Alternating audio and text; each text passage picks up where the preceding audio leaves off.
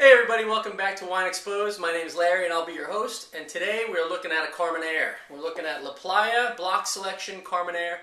This is 2008 vintage, comes from the Colchagua Valley in Chile, and it is 100% Carmenere. What can we say about Carmenere?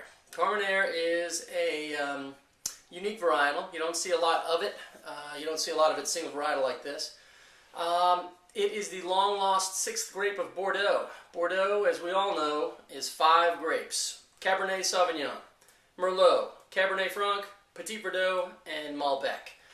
Carmenere used to be in that mix. It used to be the 6th grape, just like the 5th beetle.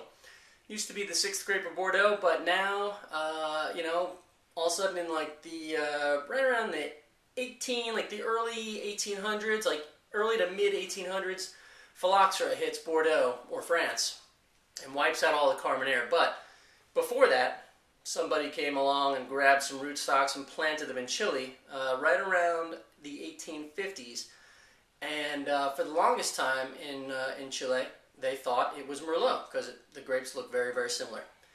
1994, some famous dude comes along, does some DNA testing on the grapes and finds out that Merlot, what they thought was Merlot, is really Carmenere. And then in like 1999 they classified it, and lo and behold, today we have Carmenere.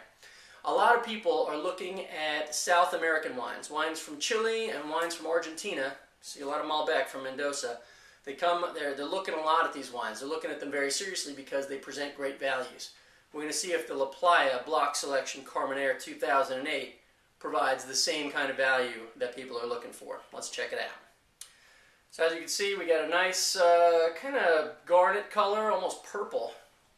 It's a nice looking color. It looks it's a little murky, but not too bad. Looks decent. Nothing that I would like put my glass down and say I'm not drinking this stuff. Looks pretty good. A little light on the nose, little aromatically challenged, but again, nothing to sneeze at.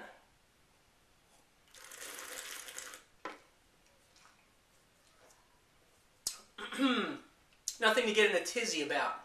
That's a good way to say that. Nothing to get in a tizzy about that nose. The mouth.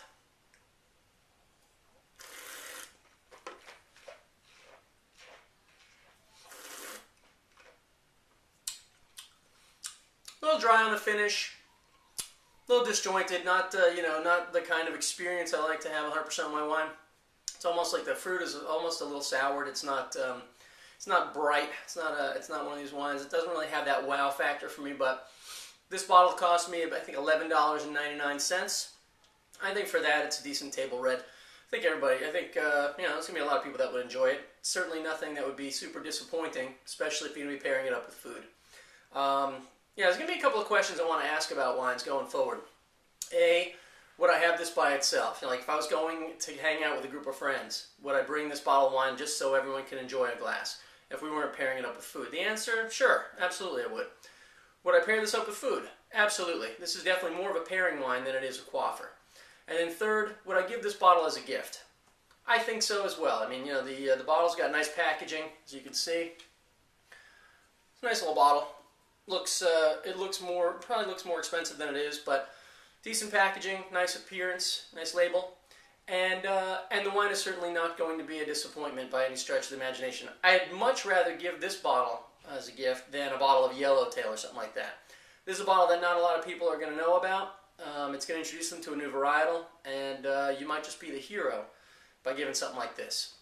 All right, well, for that, I am Larry. This is WineXposed. If you've got any experience with this particular Carmenere or any Carmenere, feel free to leave a comment in the section just below the video on WineXposed.com, and I look forward to seeing you tomorrow. Cheers.